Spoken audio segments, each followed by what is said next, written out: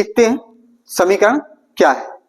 ठीक है, अब हम देखेंगे समीकरण क्या है। समीकरण में क्या है, व्यंजकों के चर पर वह प्रतिबंध है जिसमें चर के विशिष्ट मान के लिए दोनों पक्षों के व्यंजकों के मान बराबर होते हैं। यानी कि कोई भी अगर आपको समीकरण दिया गया है तो समीकरण में क्या होगा कि दोनों पक्ष, जैसे मान लीजिए ए X plus B equal to C x plus D दिया है ना। तो इसमें क्या है कि इसमें X A B C D के जो फिक्स मान होंगे, ऐसे मान होंगे जिन पर वो उनके दोनों तरफ के पक्ष जो होंगे वो कैसे होंगे, बराबर होंगे। तो अब हम देखेंगे समीकरण के प्रकार कितने प्रकार के होते हैं। चलते सीखते हैं समीकरण के प्रकार। समीकरण के प्रकार, समीकरण के प्रकार देखेंगे तो हमारा एक घातीय समीकरण होता है, एक घातीय समीकरण यानी कि चर की जिसकी घात एक होती है तो उसको हम एक घातीय समीकरण कहते हैं। जिस समीकरण में चर की घात है ना दो हो तो उसे बोलेंगे द्विघातीय, है ना, द्विघातीय समीकरण। अगर जिसमें तीन घात हो तो क्या बोलेंगे, त्रिघातीय समीकरण। अगर ऐसी चार घातें हों तो चतुर्थ घातीय समीकरण, है ना।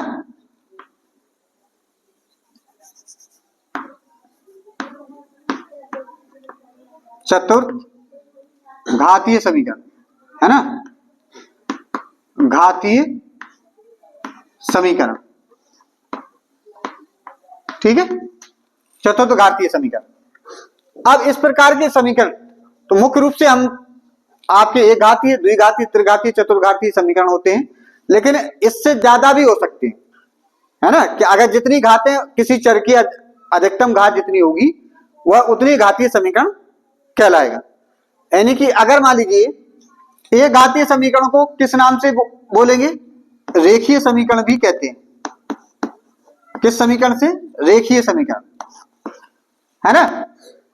तो अब द्विघातीय समीकरण जिसमें दो घातें हों, चर की अधिकतम घात कितनी हो, दो हो, तो अधिकतम घात इसमें दो होगी। त्रिघातीय समीकरण को तीन होगी और चतुर्घातीय समीकरण को जिसमें अधिकतम घात चर की चार हो। तो रेखीय समीकरण जैसे मान लीजिए ए X plus B equal to कुछ दिया हो इस तरीके का, है ना, तो ये रेखीय समीकरण होगा। यानी कि जहां पर ए और बी कोई संख्या दी होगी, क्या होंगी, ए और बी कोई वास्तविक संख्या है, यानी कि x 2x plus 3 equal to 0। तो इसमें देखो चर की घात कितनी है, एक, x की घात एक है, तो एक चर वाला समीकरण बोलेंगे। अब इसमें द्विघातीय समीकरण में इस प्रकार का समीकरण a x square plus b x plus c equal to 0, है ना। तो इसमें क्या है, ए और बी सी जो दिए हैं वो आपकी कोई संख्या होगी, जबकि चर क्या होगा, x, यानी कि इस प्रकार का समीकरण 2x स्क्वायर, है ना, 5 मान लीजिए 3x प्लस 2 इक्वल टू 0। तो इस पर x का ऐसा कोई मान होगा यहां जो संतुष्ट करे, है ना, कुछ ऐसा हो या कुछ समीकरण दिया हो इस प्रकार का समीकरण, यह आपका द्विघातीय समीकरण होगा, क्योंकि x की जो घात है यहां एक और यहां दो है। तो ऐसा समीकरण जिसमें चर की अधिकतम घात दो होती है, अगर दो है तो वो द्विघात समीकरण कहलाएगा। अगर त्रिघातीय समीकरण हो, त्रिघातीय समीकरण को कैसे डिफाइन करेंगे, तो जैसे मान लीजिए ए x square plus b x, त्रिघातीय समीकरण में a x cube plus b x square plus c x plus d equal to 0, ये त्रिघातीय समीकरण होगा, है ना। क्योंकि इसमें देखो x की ए बी सी डी क्या है, ये वास्तविक संख्या है यानी कि रियल नंबर है। जबकि यहां पर एक्स क्या है, एक चर है। देखने को हमें ए दिख रहा है लेकिन ए यहां पर क्या है, ए बी सी डी क्या है, ये वास्तविक संख्या है, वास्तविक संख्या। ठीक है। और x क्या है, एक चर है। तो चर की अधिकतम घात कितनी है इसमें, 3, क्योंकि यहाँ 2 है, यहाँ 1 है, यहाँ 0 है। तो अधिकतम घात कितनी है, 3। किसी भी समीकरण में चर की अधिकतम घात जितनी होती है वह उतनी घातीय समीकरण कहलाता है। ऐसे चतुर्थ घातीय समीकरण, चतुर्थ घातीय में समीकरण में अगर देखेंगे कि क्या होता है, तो उसमें अधिकतम घात चर की क्या होगी, 4 होगी, है ना। तो इस प्रकार के हम ये समीकरण के प्रकार होते हैं मुख्य रूप से। अब हम देखेंगे कि रेखीय समीकरण को कैसे हल करेंगे, है ना, इसकी क्या विधियां होती हैं समीकरणों को हल करने की। तो सबसे पहले हम बात करेंगे रेखीय समीकरण को हल करने के लिए। चलिए सीखते हैं। रेखीय समीकरण में हमने बताया था, रेखीय समीकरण में बताया था कि जो समीकरण है यदि उसमें चर की घात कितनी हो, 1 हो, तो उसको हम बोलेंगे रेखीय समीकरण। जैसे मान लीजिए 2x प्लस 1 इक्वल टू 0, है ना।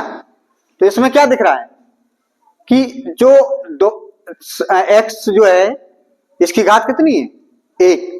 तो ऐसा समीकरण जिसमें प्रयुक्त चर की घात 1 होती है उसे हम रेखीय समीकरण कहते हैं। ठीक है। तो अब हम कक्षा 7 गणित का अभ्यास करके हल करेंगे। चलते सीखते हैं।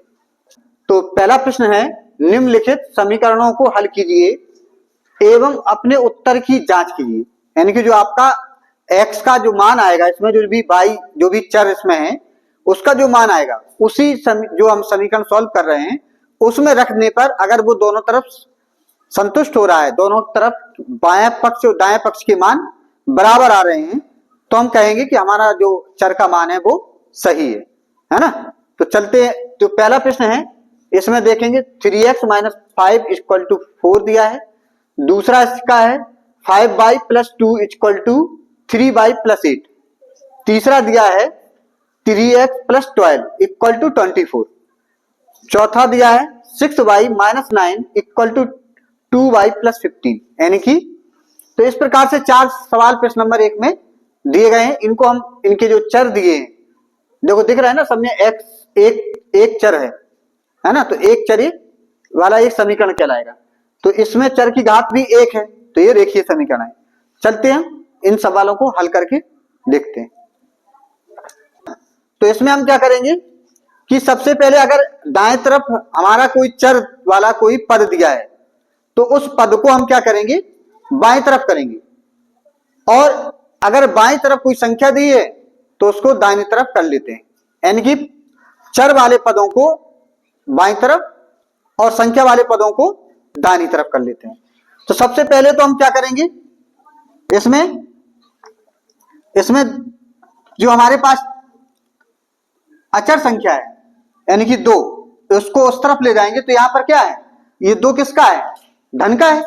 तो धन का हमने बताया था कि जब दाईं तरफ जाएगा तो किस में हो जाएगा, ऋण में हो जाएगा, है ना।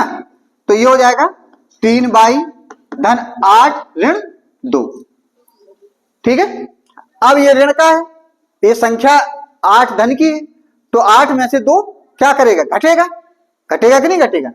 तो इसका मतलब ये हो गया 3y कितना बचा, 6। 8 में से 2 घट गया। अब ये हो गया, अब देखो 5y बराबर 3y धन 6। अब ये 3y हमने बताया था कि कोई भी अगर चर है तो उसको बाईं तरफ ले आएंगे। तो 3y किसके हैं, ये धन के। अगर कोई भी आपका चर पद लिखा है ना, तो उस पद को हम क्या करते हैं, अगर धन का है तो ऋण का हो जाएगा, ऋण का है तो धन का होगा। तो ये धन का है तो इधर आएगा, तो 5y ऋण 3y हो जाएगा, बराबर कितना हो जाएगा, 6। अब देखो 5y थे, y क्या है, चर, तो कुछ भी मान हो सकता है। तो अगर 5y है और 3y क्या हो रहे हैं, घट रहे हैं, तो कितने y बचेंगे, 2y बराबर 6। अब देखो फिर संख्या और चर आ गया, है ना। तो ये दोनों के बीच में कौन सा चिन्ह होता है? गुणा का। हमने बताया था ना जब ने, तो ये 2 गुणित बाई है, इसको ऐसे समझो। तो ये बाई बराबर क्या हो जाएगा? 6/2। गुणा का चिन्ह है तो भाग में है तो गुणा में, तो 2 का भाग देंगे तो बाई बराबर मिल जाएगा कितना? 3, है ना। तो इस प्रकार से हमने बाई का मान आ गया। अब हम बाई का मान इस समीकरण में दोनों साइड में चर हैं, बाएं पक्ष में भी चर है और दाएं पक्ष में भी चर है। अब इसकी जांच करते हैं, यानी कि उत्तर की जांच। अब हम उत्तर की जांच करते हैं। उत्तर की जांच यानी कि जो हमने निकाला है बाई का मान 3, वो सही है या गलत। तो हम क्या करेंगे? पहले बाएं पक्ष में रखेंगे और दाएं पक्ष में रखेंगे। तो बाएं पक्ष में रखने पर, बाएं पक्ष में बाई का मान रखने पर, तो बाएं पक्ष में रखेंगे तो बायां पक्ष लिखेंगे ये है, इसमें बाई का मान रखेंगे 5 गुणित 3 धन 2, तो कितना आएगा? 5 3 15 धन 2 कितना हो गया? 17। ठीक, ये बाएं पक्ष हो गया। अब इसी में अब हम दाएं पक्ष में रखेंगे, है ना। क्या करेंगे? दायां पक्ष में रखने पर, दाएं पक्ष में बाई का मान रखने पर, बाई का मान रखने पर, ठीक है। अब दाएं पक्ष हमारे पास क्या है? 3 बाई धन 8, तो दाएं पक्ष लिखेंगे क्या है? 3 बाई धन 8। तो अब इसमें बाई का मान रखेंगे कितना? 3 धन 8, तो 3 तिया 9 धन 8 कितना हो गया? 17। तो देखो क्या देख रहे हैं, बायां पक्ष और दायां पक्ष दोनों बराबर आ रहे हैं। इसका मतलब ये होगा कि जो हमारा बाई का मान है जो हल करके निकाला है वो हमारा क्या है? एकदम सही है। तो इस प्रकार से अगर हम देखिए समीकरण को हल करते हैं और उसमें जो चर का मान आता है ना, एक्स वाई कोई भी ABCD कुछ भी दिया हो, अक्षर दिया हो, तो जो अक्षर का मान आता है उस समीकरण को हल करने से उस समीकरण में अगर हम वो रख देते हैं तो वो समीकरण संतुष्ट होना चाहिए। अगर संतुष्ट हो रहा है तो हमारा मान सही है। चलिए अब देखते हैं प्रश्न नंबर 1 का तीसरा सवाल। अब हम प्रश्न नंबर 1 का तीसरा सवाल देखते हैं। यानी कि देखो इसमें क्या है कि हमने इस तरफ तो कोई चर है नहीं, केवल संख्या है ना, तो संख्या चर होती है। तो ये 24 है और यहां पर क्या लिखा? 3x धन 12 इक्वल टू 24, यानी कि 3x धन 12 बराबर 24। अब हम क्या करेंगे? हमने बताया था कि बाईं तरफ चर वाला पद रहेगा और दाहिनी तरफ संख्या है। तो ये 12 संख्या है तो धन की है तो उस तरफ जाएगी, तो पक्षांतर करेंगे तो क्या हो जाएगा? पक्षांतर किया यानी कि किसको किया हमने? 12 को पक्षांतर किया है ना। किसको किया है? 12 को। तो लिख देंगे 12 पक्षांतर किया है तो 12 को उस तरफ ले गए, तो धन का था तो ऋण का हो गया, तो कितना बचेगा? 12। अब देखो यहाँ संख्या और अक्षर है, कैसे है आपस में? गुणा में। जब ये गुणा में है तो यानी कि इनके बीच में गुणा का चिन्ह छुपा रहता है, तो गुणा में रहते हैं। तो संख्या को अगर हम उस तरफ ले जाएंगे यानी कि हमें चर का मान निकालना है, तो ये हो जाएगा 12/3, x बराबर हो गया 12/3। अब 12 को हम 3 से भाग करेंगे तो कितना बार चला जाएगा? बोलो। 3 चौको 12, x का मान कितना आ गया? 4। कितना आया? 4। अब ये 4 आ गया, तो ये 4 हमारा सही है गलत कैसे करेंगे तय? इस समीकरण में जो हमको दिया गया उसमें हम x को हटा करके इसको रख देंगे। ये 3 के साथ x कैसा है? गुणा में। इसका मतलब जब इसको हटाएंगे तो क्या करेंगे? 3 का गुणा करेंगे, ना 3 में जोड़ेंगे ना घटाएंगे भाग करेंगे, क्या करेंगे? गुणा में। क्योंकि अक्षर संख्या यानी कि और ये संख्या यानी कि कोई भी चर और ये अचर आपस में साथ साथ लिखे हैं और उनके बीच में कोई चिन्ह नहीं है, तो हमेशा किस चिन्ह में होते हैं? गुणा में होते हैं। तो अब हम इसमें मान रखते, तो हम लिखेंगे उत्तर की जांच करना है। क्या करना है? उत्तर की जांच। जब हम उत्तर की जांच करेंगे तो क्या करेंगे? बायां पक्ष लिखे, तो बायां पक्ष देखते हैं। बायां पक्ष में x का मान रखने पर, x का मान रखते हैं इसमें, तो क्या मिले? हमारे पास ये दिया गया है, इसमें x का मान कितना रखेंगे? 4। कितना रखेंगे? 4 धन 12, तो 4 तिया ये कितना हो गया? 12 धन 12, तो बराबर हो जाएगा कितना हो गया? 24। तो देखो 24 हमारा क्या है? दाएं पक्ष है, यानी कि जब हमने बायां पक्ष को हल किया तो हमारा दायां पक्ष आ गया। इसका मतलब है बायां पक्ष बराबर दायां पक्ष हुआ। इसका मतलब जो हमारा x का मान है, जो हमने हल करके निकाला है, तो वो आपका क्या है? एकदम सही है, करेक्ट। तो इस प्रकार से अभी हमने प्रश्न नंबर 1 के तीसरा सवाल देखा है। अब हम देखेंगे अभ्यास 6A का पहला सवाल का चौथा। इसमें क्या करना है कि उत्तर की जांच करना है, समीकरण को हल भी करना है। तो इसमें कौन सा चर है? y। हमें बताया था कोई भी समीकरण होगा बीजीए तो उसमें निश्चित एक अक्षर जरूर होगा, तो इसमें y है। इसका मतलब है y का मान निकालना है। किसी किसी में z लिखाओ, किसी किसी में p लिखाओ, q लिखाओ, r लिखाओ, कोई भी चर लिखाओ। इसका मतलब है इसको हल करने का मतलब है कि उस चर का मान ज्ञात करना है जो इसमें चर दिया गया है, जिसको आपको पता नहीं है जिसका मान। तो इसमें हमने बताया था कि सबसे पहले क्या करते हैं कि जो संख्या है उसको दाहिनी तरफ भेजेंगे, यानी कि पक्षांतर करेंगे। तो 6 ये ऋण का है तो उस तरफ जाएगा, तो बोलेंगे किस में हो जाएगा? बोलो। ऋण का है तो ये हो जाएगा धन का 9। ठीक है। अब तो इसका मतलब धन क्या कहता है? जो संख्या दी है ये वाली इसमें जुड़ेगी, इसके साथ नहीं जुड़ेगी, क्योंकि इसके साथ चर है। अगर ये चर y है तो इसके साथ संख्या के साथ जुड़ती है, और चर इस प्रकार का कोई पद है तो वो इस प्रकार के पद सजातीय पदों के साथ जुड़ेगी। तो इसमें हम क्या करेंगे कि 9y में अगर 9 जोड़ देंगे तो कितना हो जाएगा? ये 24। 6y। ठीक है। अब देखो 6y ये है, 9y ये है। अब ये किसके हैं? धन के, क्योंकि इसमें कोई चिन्ह नहीं लगा है। तो हमने बताया था कि जब किसी भी पद में कोई चिन्ह नहीं लगा है तो वो हमेशा धन की होती है, तो इसको इधर ले आएंगे। तो किसकी हो जाएगी? ये ऋण की 9y बराबर कितना हो जाएगा? 24। अब इसमें धन का चिन्ह लगाने की आवश्यकता है नहीं, क्योंकि संख्या के लिए, तो इसमें अगर हम चिन्ह धनी की मानी जाएगी। अब ये 9y ज्यादा है और 6y कम है, तो इसका मतलब इसमें से संख्या बचेगी, तो कितनी बचेगी? 3 बचेगी। तो ये ऋण 3y बराबर ये 24 होगा। अब ये देखो संख्या दी है और ये चर आ गया, तो इनके आपस में क्या है? गुणा।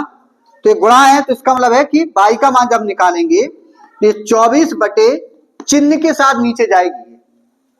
क्या होगी? चिन्ह जो भी होगा उसको लेके जाएगी साथ में, क्योंकि ऋण के 3 है। अब 3 का भाग देंगे तो कितनी बार जाएगा? ऋण की 8 आ जाएगा, यानी कि y का मान जो आया है y बराबर ऋण 8। क्या हो गया? अब हम देखेंगे प्रश्न नंबर 1 का, ये आपका चौथा सवाल। चौथा सवाल में सबसे पहले हमने बताया था कि कोई संख्या अगर दाहिनी बाईं तरफ आपकी अगर दी है तो उसको हम दाहिनी तरफ करेंगे। तो सबसे पहले हम क्या करेंगे? 6 ये आपके 9y को उस तरफ ले जाएंगे, तो ये 2y धन 15 धन के 9 हो जाएंगे, है ना, क्योंकि ऋण के है तो उस तरफ गए तो धन के हो गए। अब इसका मतलब धन क्या कहता है? संख्या के साथ जुड़ेगी। 15 और 9 कितने हो जाएंगे? 24 होगा। ये 24 हो गया। अगर आप सोचो सर इसके साथ क्यों नहीं जुड़ा? क्योंकि इसके साथ चर लगा हुआ है। अगर ऐसा चर इसके साथ भी लगा होता तो ये जुड़ जाता। तो अब ये केवल संख्या है तो केवल संख्या के साथ जुड़ेगी, तो यहां 15 और 9 24 हो गया। अब यहां पर 6y हो गया। अब जो भी चर है, चर वाला पद है, उसको हम क्या करेंगे? बाईं तरफ ले आएंगे। तो इसमें ये धन का है अगर कोई चिन्ह नहीं लगा तो धन की है, तो धन की है तो इस तरफ आएगी तो किसकी हो जाएगी, ऋण की। तो 6 ऋण 2 बराबर 24। अब 6 में से 2 घटेंगे, तो घटेंगे तो कितना बचेगा, 4 तो 4 बराबर 24। अब ये 4 ये संख्या है और ये क्या है, चर है ना। तो अब ये आपस में चिन्ह तो कुछ दिख नहीं रहा, तो हमेशा क्या होते हैं, गुणा में होते हैं। तो गुणा में होते हैं तो ये वाली संख्या 4 इस तरफ जाएगी, और जब इस तरफ जाएगी ये वाली संख्या तो ये गुणा में है, तो इसमें किस में हो जाएगी, बोलो, भाग में। यानी कि y इक्वल टू हो जाएगा 24/4, है ना। अब ये 24 को 4 भागों में बांटेंगे, यानी कि भाग देंगे, तो कितनी बार होगा, जाएगा 6 बार, यानी कि y का मान हो गया 6। अब ये मान हमारा सही है या गलत, तो कैसे हम चेक करेंगे, इस समीकरण के दोनों पक्षों में y का मान रख करके। चलते हैं उत्तर की जांच देखते हैं। अब लिखेंगे उत्तर की जांच, उत्तर की जांच, उत्तर की जांच करते हैं। जांच में हम क्या करेंगे कि बायां पक्ष पहले लेंगे, उसमें y का मान जो हमने चर का मान निकाला उसको रखेंगे, ठीक है। तो बायां पक्ष में लेते हैं, बाएं पक्ष में y का मान रखने पर, y का मान रखने पर, तो बायां पक्ष क्या है, 6y ऋण 9, इसमें हम 6 गुणित 6 ऋण 9, 6 36 ऋण 9, कितने बचे, 36 में से 9 जाएंगे तो 27 बचेंगे, कितने बचे, 27, यानी कि बाएं पक्ष का मान 27 है। अब दाएं पक्ष में रखेंगे, कौन सा है, ये वाला, इसमें रखेंगे। अब लिखेंगे दाएं पक्ष में y का मान रखने पर, y का मान रखने पर, ठीक है। यानी कि दाएं पक्ष हमारा ये है, तो यहां पर लिख लेते हैं, यहां पर रख देते हैं, है ना। यानी कि 2y धन 15, तो 2 गुणित y का मान कितना है, 6 धन 15, तो 6 दूनी 12, तो 12 धन 15, इनको जोड़ेंगे कितना आएगा, 27। तो इसका हमने क्या देखा कि जो y का मान आया है रखने पर बायां पक्ष और दायां पक्ष दोनों बराबर आ रहे हैं। इसका मतलब है कि जो हमने आंसर निकाला y बराबर 6 वो सही है, ठीक है। अभी हमने क्वेश्चन नंबर 1 के 4 सवाल जो थे अभ्यास 6 में उसको सॉल्व किया है। अब हम देखेंगे कि अभ्यास 6 का ही क्वेश्चन नंबर 2 को हल करके देखते हैं। अब हम देखेंगे प्रश्न नंबर दूसरा में क्या है कि निम्न समीकरणों को हल कीजिए और उत्तर की जांच कीजिए। जैसे प्रश्न नंबर 1 में भी यही कहा गया था कि जो समीकरण दिए थे रेखीय समीकरण उनको हल करना था, हल करने के बाद उनके उत्तर की जांच करना था। उत्तर की जांच कैसे करते हैं कि x का मान जो है वो हम समीकरण में दिए हुए समीकरण में रख देते हैं, तो रखने से जो अगर दोनों तरफ मान बराबर आ जाते हैं, बायां पक्ष दायां पक्ष, तो वही हमारा आंसर हो जाता है कि हमने जो निकाला है x का मान वो सही है। चलिए इनको हम, पहला सवाल दिया है कक्षा 2 का, x/3 ऋण 7 बराबर 4, x/3 धन 2x बराबर 14। तीसरा सवाल है x/2 धन x/3 बराबर 10, 3x धन 4, 3x/4 धन x/6 बराबर 22। इस प्रकार के ये 4 सवाल हमारे पास क्वेश्चन नंबर 2 में दिए गए हैं।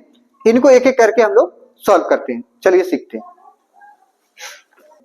हम देखते हैं कि क्या है सवाल, x/3 ऋण 7 बराबर 4। तो इसको कैसे करेंगे, हमने बताया था कि x/3 बराबर 4 धन 7 हो जाएगा, ऋण का है तो इस तरफ आया धन का हो गया, तो 7 4 11 हो गया, तो ये x/3 बराबर 11। अब 3 किस में है, x के साथ किस में है, भाग में, इधर जाएंगे तो गुणा में होगा, तो x बराबर क्या हो जाएगा 11 गुणित 3, तो x का मान कितना हो गया 33, है ना। जब हम गुणा करेंगे 3 का 11 में तो 11 33 या 3 एकम 3 3 एकम 3, x का मान 33 आया। अब इसके हमें उत्तर की जांच करना है। उत्तर की जांच कैसे करेंगे? उत्तर की जांच में हम उत्तर की जांच कैसे करेंगे कि जो हमारा x का मान आया वो हम इस यहां पर बाएं पक्ष में रखते हैं। तो x का मान समीकरण में रखने पर, समीकरण में रखने पर इसमें रख देते हैं, कहा बाएं पक्ष तरफ, है ना। तो बाएं पक्ष में रखेंगे तो बाएं पक्ष में x बटे 3 ऋण 7 है। तो x बटे, हमें x की जगह क्या करना है, कितना रखना है, ये 33। तो x का मान 33 हमने रखा बटे 3 ऋण 7, 3 से 1 काटेगा कितनी बार, 11 ऋण 7 कितना आया, 4। तो देखो ये दायां पक्ष में क्या है, 4 है। तो ये हमारा हो गया दायां पक्ष, है ना। इसका मतलब है जो हमने बायां पक्ष में मान रखा तो हमारे पास दायां पक्ष आ गया। तो इसका मतलब ये हो गया कि ये मान जो हमने निकाला है x बराबर 33 सही है ना। चलते हैं दूसरा सवाल सॉल्व करते हैं। अब अभ्यास 6 का दूसरा सवाल है x बटे 3 धन 2x बराबर 14, है ना। इसको सॉल्व करना है। इसमें क्या है कि इसमें देखो यहां भी चर है, यहां भी चर है ना। तो चर वाले को पहले हम यहां हल करेंगे। अब ये 3 दिख रहे हैं तो इसमें हम क्या करेंगे, इसके नीचे मान लेंगे 1 और इनको हल करेंगे। तो 3 लेंगे हम, क्या लेंगे, 1 और 3 का लासा, यानी कि ये आ गया 3। इस 3 का इसमें भाग देंगे लासा में। जिन जिन संख्याओं का हम लासा लेते हैं उन उन संख्याओं का लासा में भाग देते हैं। तो 3 का भाग 3 में देंगे, कितनी बार आएगा, 1 बार। 1 का x में गुणा करेंगे, यानी कि x गुणित 1, तो कितना आएगा, बताया था कि एक बार अगर गुणा में है तो वो उतना ही लिख दिया जाएगा। तो ax हो गया। अब 1 का भाग 3 में देंगे, तो 1 का भाग 3 में देंगे तो 3 बार जाएगा, और 3 का गुणा 2x में करेंगे, 2x गुणित 3। तो संख्या का गुणा क्या होगा, संख्या के साथ, कितना हो जाएगा, 6x, है ना। तो ये हो गया 6x बराबर 14। अब ये 6 और 1 कितना हो गया, 7x बटे 3,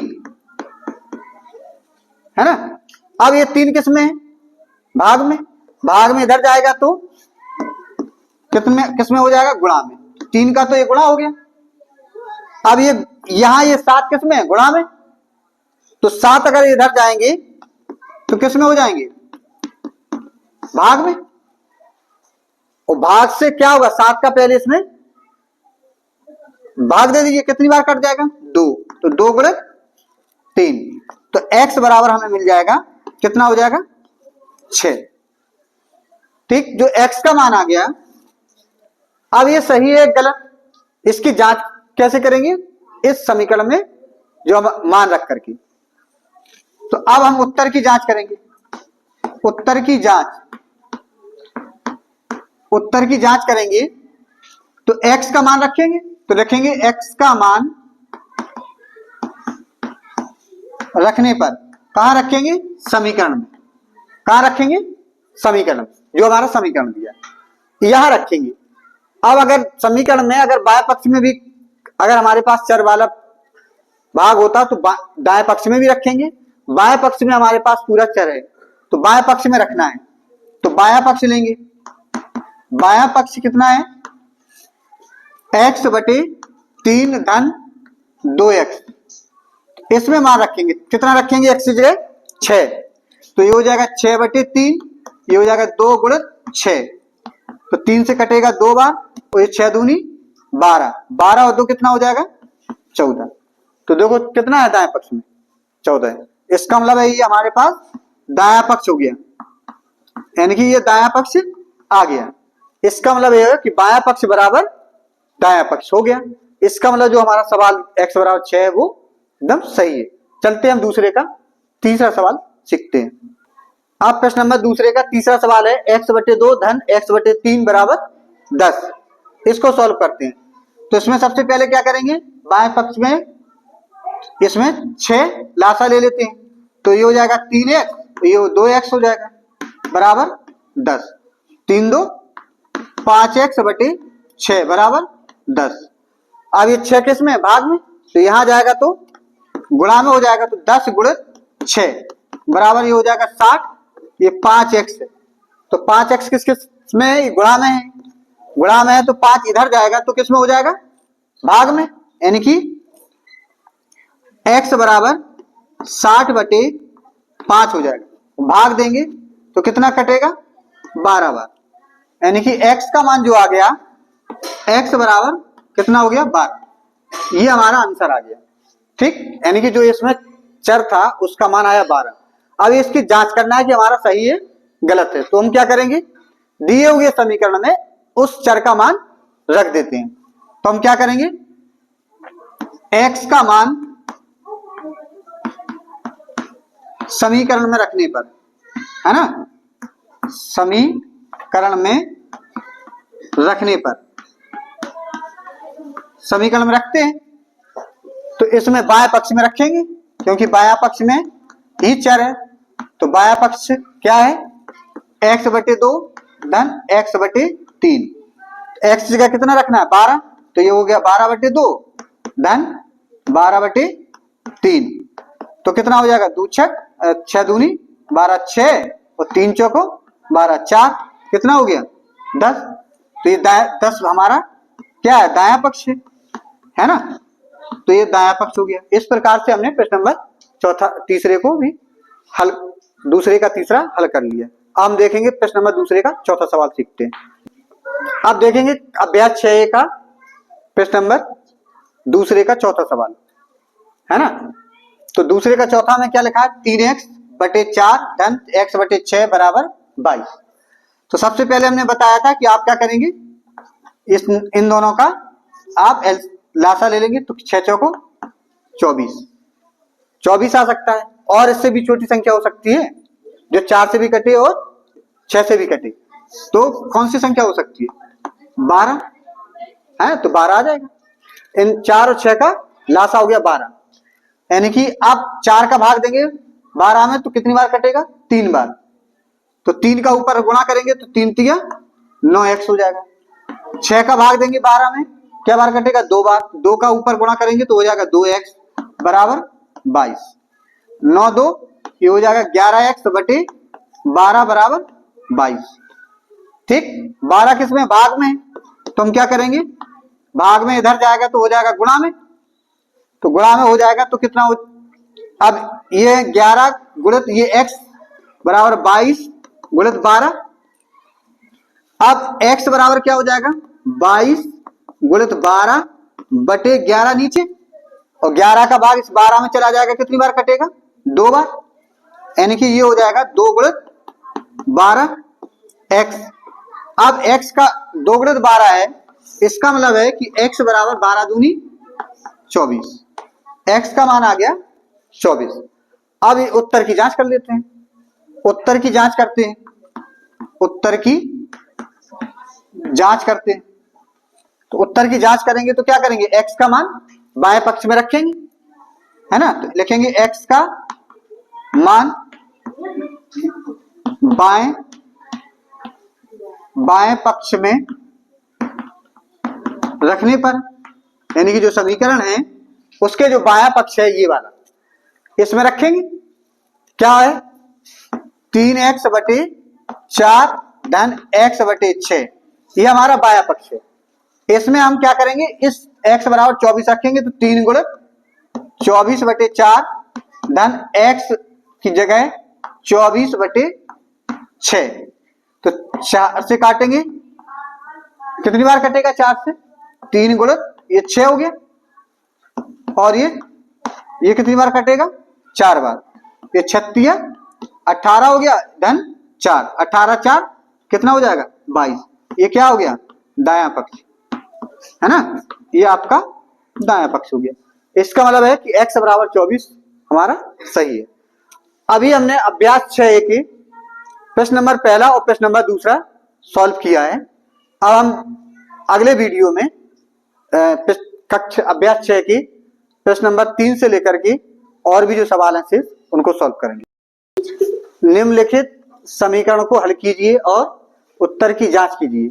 ये प्रश्न नंबर तीसरे का ये पहला सवाल है, x ऋण 3/5 धन x ऋण 4/7 बराबर 6 ऋण 2x ऋण 1/35। दूसरा सवाल दिया है 3y ऋण 2/7 ऋण 5y ऋण 8/4 बराबर 1/14। इस प्रकार से प्रश्न नंबर तीसरे के दो सवाल दिए हैं। सबसे पहले हम पहले सवाल को सॉल्व करते हैं, चलते सीखते हैं।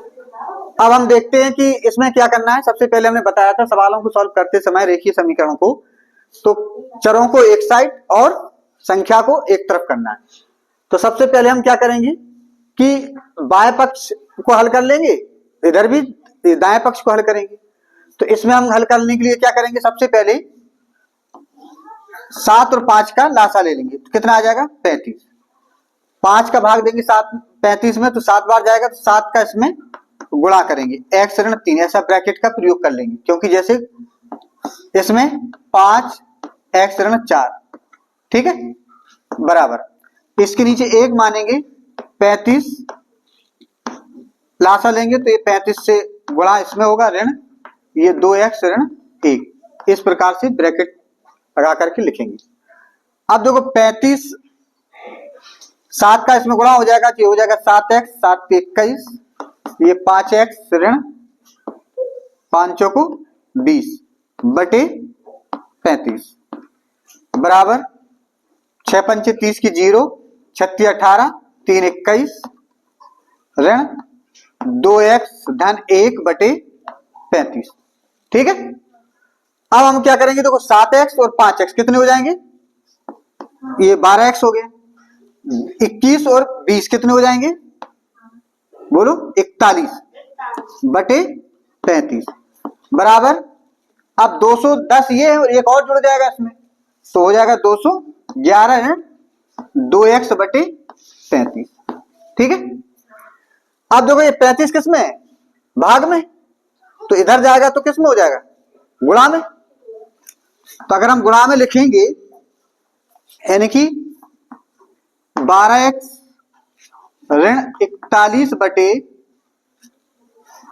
बराबर ये 35 इधर आ जाएंगे तो 35 इन ब्रैकेट में 211 ऋण 2x बटे 35। अब देखो ये 35 ये से ये कट जाएगा, यहां बचा 12x ऋण 41 बराबर 211 ऋण 2x। ठीक है, अब यहां पर क्या होगा, ऋण के 2x से इनको इधर ले आइए तो 112x धन के ये 2x ऋण 41 बराबर 211 तो 12 और 2 ये हो गया 14x बराबर 211 ऋण के उस तरफ चले जाएंगे तो धन के ये 41 हो जाएंगे। तो 41 और 211 जुड़ेंगे तो ये 2 5 252 हो जाए। तो x बराबर कितना हो जाएगा 252 बटे 14। ठीक है, क्लियर हुआ। अब हम इसमें देखो क्या देख रहे हैं, 14 का भाग अगर इसमें देंगे तो इसमें क्या हो जाएगा, 2 से भाग देंगे तो क्या हो जाएगा इसमें 2, अगर 2 से पहले हल कर लो इसको, 2 एकम 2 2 दूनी 4 2 छक 12 ये 2 सत्ते 14 तो इस कट जाएगा ये। तो 7 का भाग दे तो 7 एकम 7 कितना बचा 5 7 अट्ठे 56 तो x का मान कितना हो गया 18 आ जाएगा, है ना। या 14 का भाग 252 में दो या 126 में 7 का भाग दो तो x का मान हमारा 18 आ गया। अब इसकी उत्तर की जांच करेंगे, है ना, तो चलते हैं उत्तर की जांच करते। अब देखो उत्तर की जांच करेंगे। अभी हमने जो x का मान निकाला था तो उसमें जो सवाल था उसका हमने बायां पक्ष लिया है। अब इसमें बायां पक्ष लेते हैं तो इसमें हम x बराबर कितना 18 रखने पर इसमें 18 रखेंगे तो कितना आएगा 18 ऋण 3 बटे 5 धन 18 ऋण 4 बटे 7। तो इसमें से 18 में से 3 जाएगा तो 15 बटे 5, 18 में से 4 जाएगा तो कितना बचेगा है 14 बटे 7। भाग देंगे 5 दिया 15 7 दूनी 14 यानी कि 2 तो बराबर कितना आ रहा है 5। यानी कि बायां पक्ष में हमारा मान आ रहा है 5। अब दायां पक्ष से देखते हैं। दायां पक्ष, जो दायां पक्ष हमारा है कि 6 ऋण 2x ऋण 5 बटे 35, यही तो है दायां पक्ष। अब हम इसमें मान रखते हैं x का मान रखने पर, x का मान इसमें रखेंगे तो 6 ऋण 2 गुणित x का मान कितना था 18 ऋण 1 बटे 35, कितना आएगा 6 ऋण 18 दूनी 36, 36 में से एक घट जाएगा तो कितना बचेगा 35 बटे 35, है ना। तो 35 एकम 35, तो 6 ऋण 1 कितना आ गया 5। तो देखो बायां पक्ष में भी हमने x का मान रखा दिए हुए समीकरण में, तो अब भी हमारा 5 आ रहा है, और दाएं पक्ष में भी हमने रखा x का मान, तब भी 5 आ रहा है। इसका मतलब है कि बायां पक्ष और दायां पक्ष दोनों बराबर आ गए हैं। कैसे आ गए, बायां पक्ष बराबर दायां पक्ष, है ना, ये दोनों बराबर आ गए। इसका मतलब है कि हमारा दिया हुआ जो सवाल था उसमें जो हमने x का मान निकाला वो एकदम सही है। चलते हम दूसरा सवाल सीखते हैं। देखो ये हमारा तीसरे का दूसरा सवाल था, इसमें हम लासा लेंगे 28, ठीक है। 7 का भाग 28 में देंगे, 4 का उसमें गुणा करेंगे 3 बाई ऋण 2, इसमें 7 से आएगा तो 7 इन ब्रैकेट 8 इक्वल टू 1 बटे 14। अब 4 क्या है, ब्रैकेट के बाहर है ना, तो जब ब्रैकेट खुलता है तो अंदर सब में क्या करेगा, ये ऐसे तीर मारेगा, यानी कि सब में गुणा होगा। तो 4 तिया 12, 12 बाई ऋण 4 दूनी 8, ऋण का भी गुणा होगा तो 7 पंचे 35 बाई, और ये ऋण हो जाएगा धन, 7 अट्ठे 56, सबके बटे में 28 बराबर 1 बटे 14। अब देखो 12 बाई और ऋण के 35 बाई, ये घटेंगे 35 में से 12 बाई, कितना बचेगा, 5 में से 2 गया 3, 3 में से 1 गया 2, किसके बचेंगे, ऋण के 23 बाई।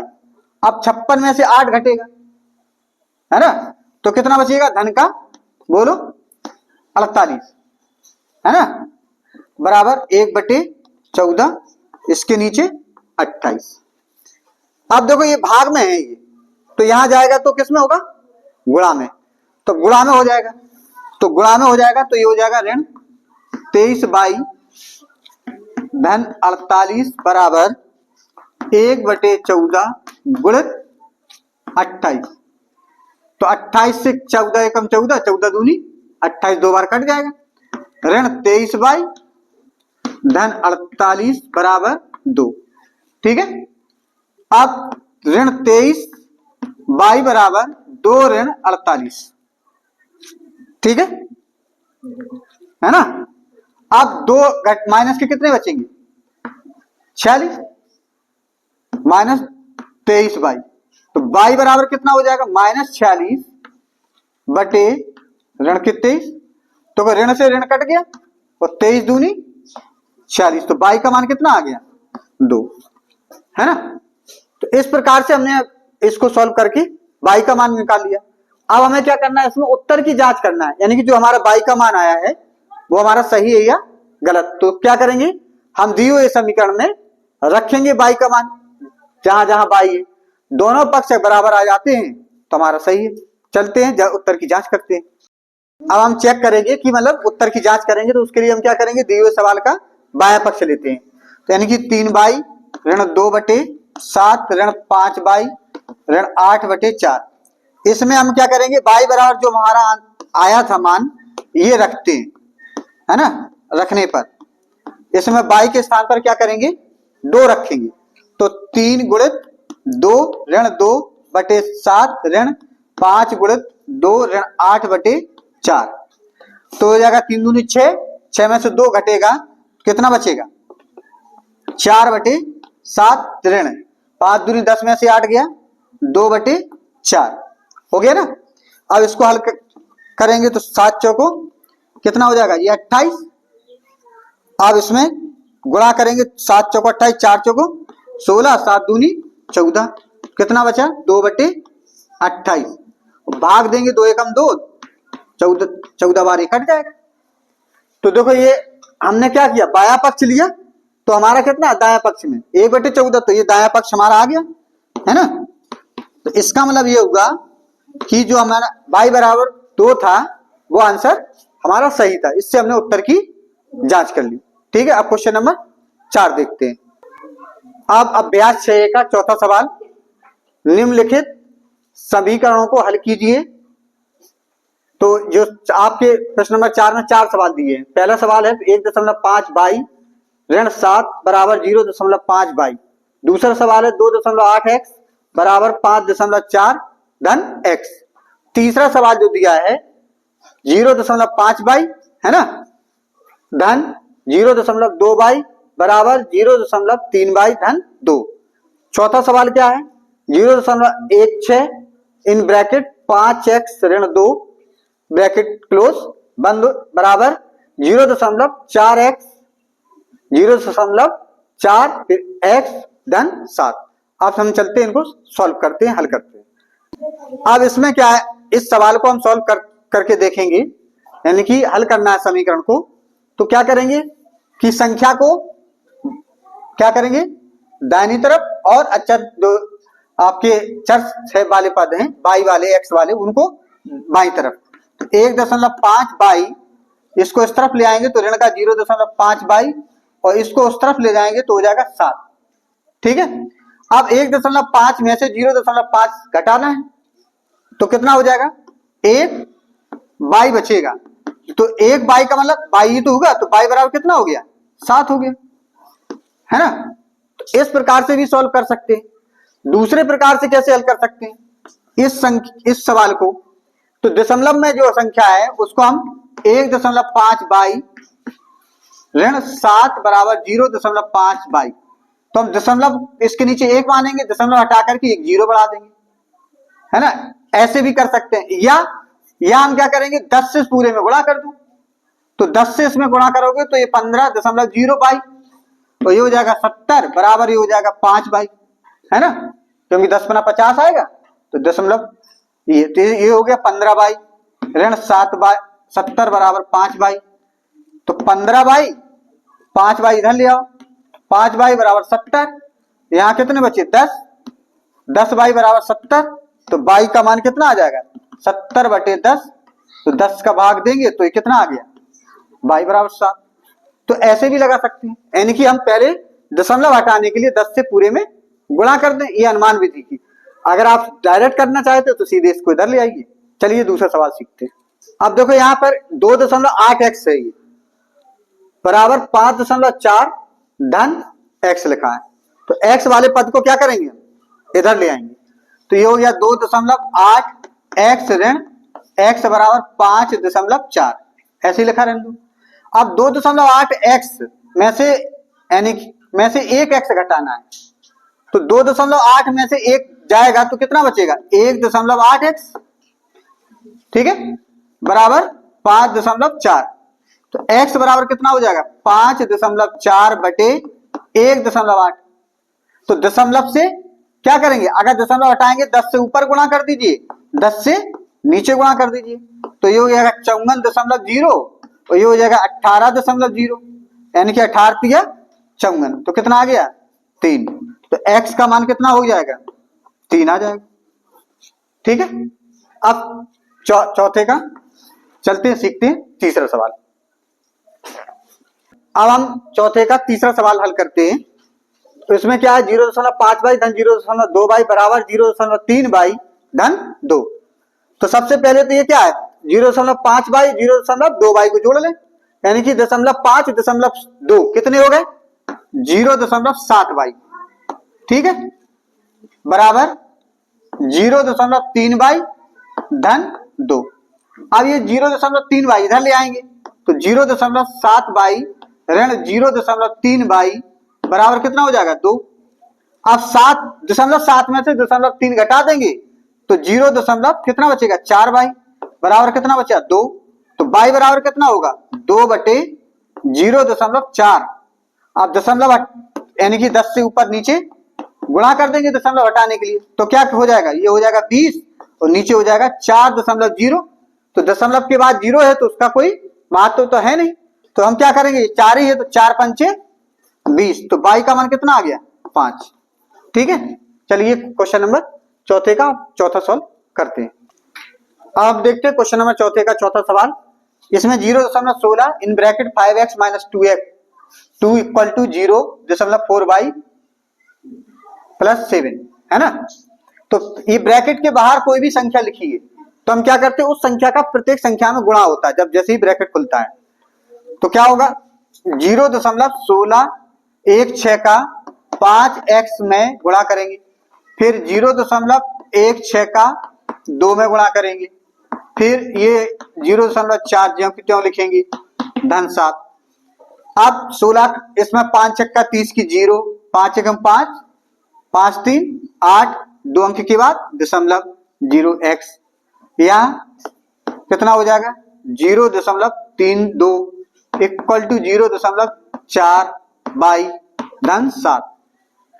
आप देखो इस ये x वाला पद है, यहां पर x और यहां क्या है, y है?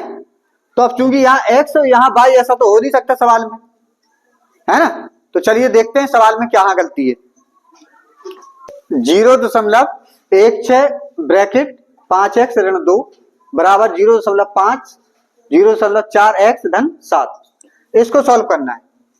तो अब हम क्या करेंगे, 0.16 गुणित 5x ऋण 0.16 गुणित 2 बराबर 0.4x धन 7, इसका गुणा करेंगे तो ये हो जाएगा इतना, 6 पंचे 30 की 0, 5 का 5 3 8, इसका गुणा करेंगे तो 0 दशमलव कितना आ जाएगा 32, इसका 0.4x धन 7।